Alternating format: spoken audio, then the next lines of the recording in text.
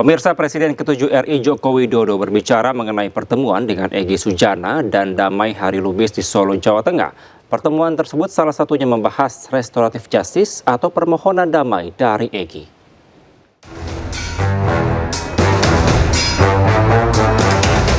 Presiden ke-7 RI Joko Widodo angkat suara terkait kedatangan tersangka ijazah Jokowi Egy Sujana dan Damai Hari Lubis ke kediamannya di Solo, Jawa Tengah. Jokowi sebut pertemuan membicarakan restoratif justice yang diajukan Egy Sujana. Terkait ada atau tidaknya permohonan maaf, Jokowi minta hal tersebut tidak jadi perdebatan. Ada permintaan maaf nggak, Pak, datang dari mereka? Menurut saya ada atau tidak itu tidak perlu diperdebatkan. Karena menurut saya niat baik silaturahmi itu harus saya hormati dan saya hargai. Tapi mereka juga memberikan permintaan untuk menghentikan kasus itu atau enggak? Saya kira nanti akan ditindaklanjuti oleh pengacara beliau. Sebelumnya, dua tersangka ijazah Jokowi, Egy Sujana dan Damai Lubis menemui Jokowi di Solo, Jawa Tengah. Dalam pertemuan itu, Egy Sujana disebut meminta maaf dan ajukan restoratif justice atau permohonan damai. Dari Solo, Jawa Tengah, Septiantoro, iNews melaporkan. Sementara pemirsa, pengacara Roy Suryo Refli Harun bongkar tawaran proyek triliunan pada Egy Sujana jika bersedia minta maaf ke Jokowi. Namun tudingan proyek triliunan tersebut langsung dibantah pendukung Jokowi Ade Armando. Menurut Ade, Jokowi tidak menawarkan apapun pada Egy Sujana. Bentar, saya ini yang harus diklarifikasi. Tadi ada dua, tadi sebutkan ya. Dua petugas atau segala macam. Yang kedua, soal proyek triliunan di tengah kasus ini, itu apakah bisa dipertanggungjawabkan? Tidak ada itu. Ya, jadi saya bilang iya. Saya ulangi bacanya. Begini, kita ulangi bacanya ya. Ini menarik. Proyek triliunan di tengah kasus ini Bang Egy ditawarkan oleh pihak Pak Jokowi, begitu? Ada katakan itu ya? Kita baca ya. Karena ini punya konsekuensi. Harus dia elaborasi triliunan itu kapan? Kita baca as it is. Jadi ya, kita baca as it is. Tafsir bisa berbeda. Nih ya. Nih. Ini Bang Egy nih ya, Bang Egy menyampaikan. BES mengklarifikasi dan bukti-bukti dan saksi titik 2. 1. Bahwa BES benar mendatangi JKW atas permintaan dan undangan JKW beberapa bulan yang lalu. Maksudnya beberapa bulan yang lalu undangannya. Bahkan dikondisikan ke luar negeri dengan servis yang amat istimewa. Maksudnya pertemuannya di luar negeri? Bukan, maksudnya dikasih permen, kesenangan, jalan-jalan. Ya. Oke. Dengan servis yang amat istimewa dan jaminan dapat proyek nilai triliunan. Underline proyek ya, mekanisme bank resmi dapat diwujudkan karena T itu ready.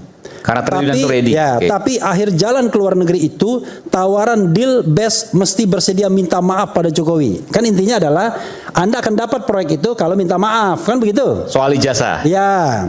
Kemudian demi Allah, BES menolaknya hingga gagallah deal tersebut. Itu saja. Nah, silakan terjemahkan. Ini fakta baru yang menarik nih. Ini bagian Rejo yang kemudian bersama Bang Egy Sujana mengajak ke Ketua Umum Rejo mengajak Bang Egy Sujana bertemu dengan Pak Jokowi. Betul.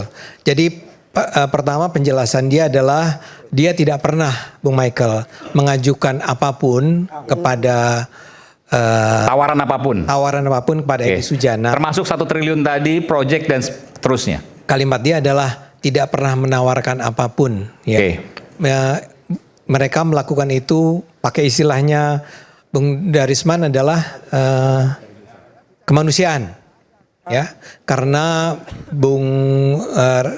Egy Sujana sudah dalam keadaan sakit dan perlu dibantu agar tidak berkepanjangan kasusnya.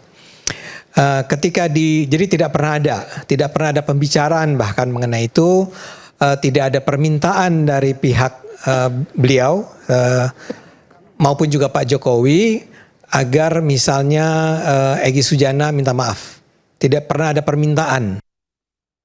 Pemirsa, berkas perkara kasus tudingan ijazah palsu Joko Widodo telah dilimpahkan ke Kejaksaan. Pelimpahan dilakukan pada berkas milik tersangka Roy Suryo, Rismon Sianipar, dan Dr. Tifa. melakukan upaya untuk menghadirkan. Polda Metro Jaya menyerahkan berkas Roy Suryo, Rismon Sianipar, dan Dr. Tifa ke Kejaksaan. Penyerahan itu terkait kasus tudingan ijazah palsu Joko Widodo. Saat ini penyidik tengah menunggu hasil pemeriksaan kelengkapan berkas dari Kejaksaan sebelum menyerahkan para tersangka. Namun, 2 tersangka diantaranya yaitu Egy Sujana dan Damai Hari Lubis telah mengajukan restoratif justice pada Polda Metro Jaya. Permohonan RJ-nya. Dan kami akan fasilitasi sebagaimana Kitab Undang-Undang Hukum Pidana maupun KUHP kita. Nanti sebagaimana pilihan RJ-nya dari para pihak tersebut. Sudah kami limpahkan untuk 3 tersangka yang sebelumnya. Sementara itu, 5 tersangka lainnya yaitu Egy Sujana, Kurnia Tri Royani, Rizal Fadilah, Rustam Effendi, dan Damai Hari Lubis akan diperiksa pada pekan depan. Kita ke informasi lainnya, pemirsa, korban dugaan penipuan trading kripto oleh YouTuber Timothy Ronald menjalani pemeriksaan sebagai pelapor di Polda Metro Jaya pada Selasa kemarin. Selain Younger, ada ratusan korban lainnya yang juga diduga alami kerugian mencapai miliaran rupiah.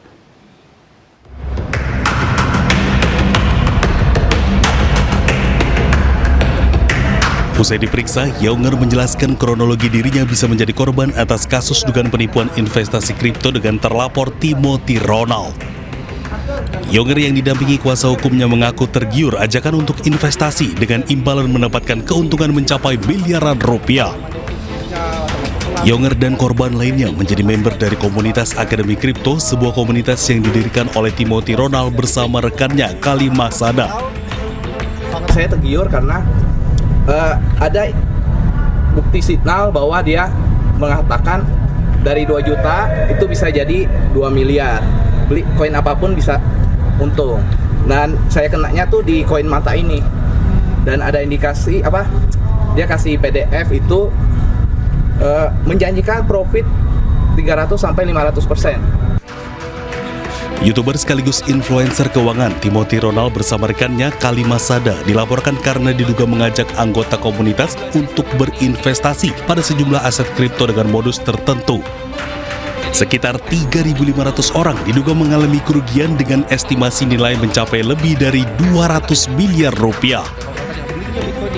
Hingga kini pihak Timothy Ronald belum ada klarifikasi perihal laporan dengan kasus penipuan investasi kripto yang ditujukan kepada dirinya.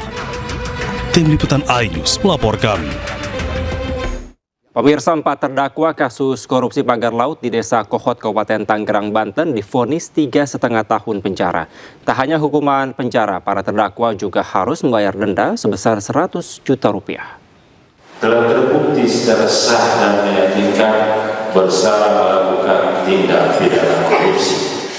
Hakim Pengadilan Tindak Pidana Korupsi Serang menjatuhkan vonis penjara 3 tahun 6 bulan kepada Kepala Desa Kohot, Tangerang, Banten, Arsin. Selain Arsin, 3 terdakwa lainnya, yakni Sekretaris Desa Kohot Ujang Karta, pengacara Septian Prasetyo, dan wartawan Chandra Eka Agung Wahyudi juga divonis 3 tahun 6 bulan. Selain hukuman penjara, para terdakwa juga harus membayar denda 100 juta rupiah subsidiar 6 bulan kurungan. Atas putusan ini, majelis hakim memberikan waktu untuk mengajukan banding atau menerima putusan. Diketahui Kepala Desa Kohot, Tangerang, Banten, Arsin, dan terdakwa lainnya terjerat kasus korupsi pagar laut di perairan Kabupaten Tangerang, Banten. Para terdakwa ini menerima uang miliaran rupiah dari pihak swasta dalam pembebasan lahan. Dari Serang, Banten, Mahesa Apriandi, iNews melaporkan.